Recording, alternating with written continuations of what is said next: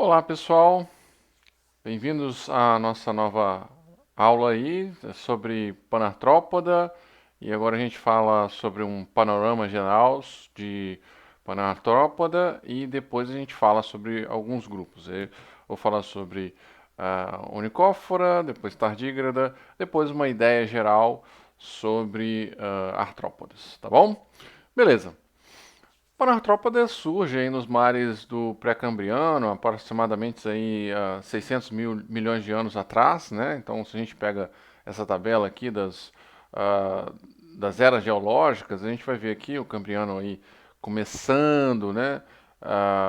Aí aos 542 milhões de anos atrás.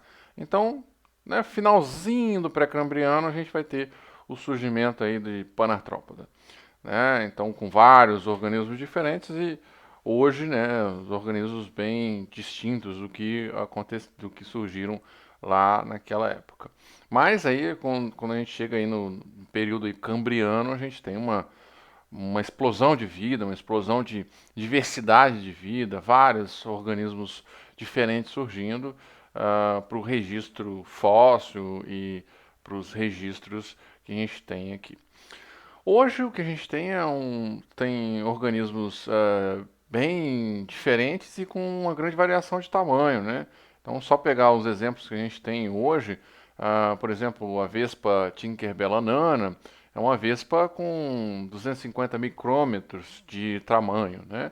Então, é uma é um inseto, né? Um hexápoda é, extremamente pequeno. E aí, quando a gente compara esse organismo aí com outro artrópoda, que é um crustáceo, né? Um caranguejo japonês, um Macrocaria kempferi, que tem até 4 metros de tamanho, né? Se você pega da ponta de uma perna dele até a ponta da outra perna dele, a gente consegue ter uma distância aí de até 4 metros.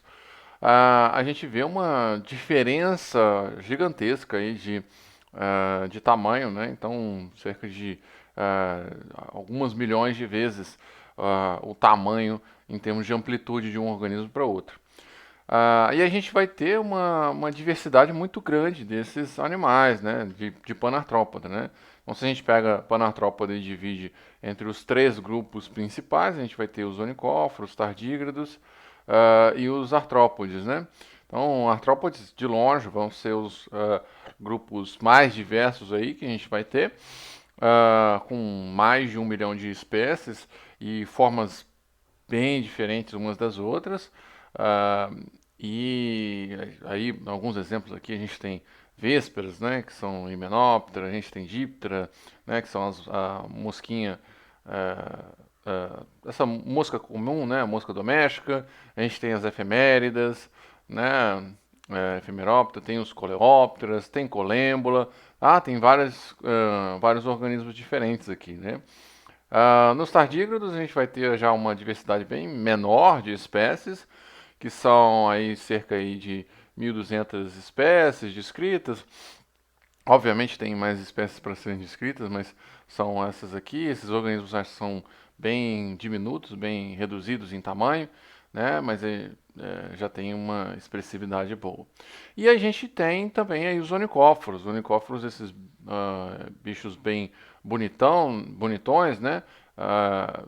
Parece uma lagarta aveludada, né? E com esses padrões de cores diferentes, né? Eles vão ter aí cerca aí de 200 espécies de unicóforos descritas, né? Algumas mais para serem descritas também. Desse grupo de Panartrópoda, a gente tem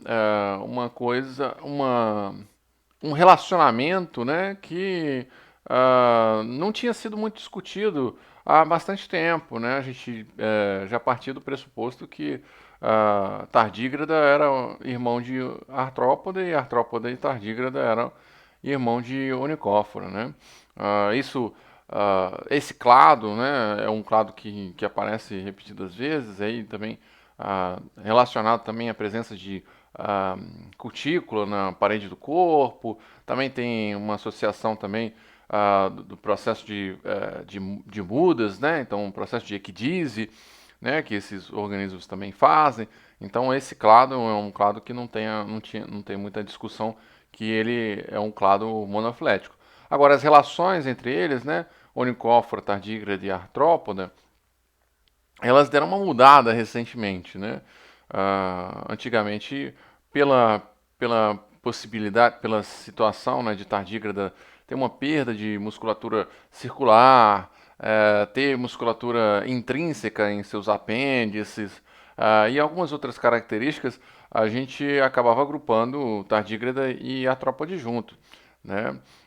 Agora, nesse momento, agora algumas evidências moleculares, elas sugerem que isso que seja um pouco diferente, né? Sugere que tardígrada seja irmão de Onychophora e artrópoda, tá? É uma outra coisa bem interessante que surge agora é essa situação aqui, por exemplo, de pancrustácea, né? Que é a situação de que hexápoda ele surge de um clado de crustácea. Então, se a gente pensa em crustácea sozinho, né, sem hexápoda, a gente está pensando em um grupo que não é monofilético. Nesse caso, seria um grupo polifilético. Mas, se a gente considera crustácea, todos os organismos de crustácea mais hexápoda, a gente vai considerar um clado chamado pancrustácea, que aí esse sim vai ser um clado monofilético, certo?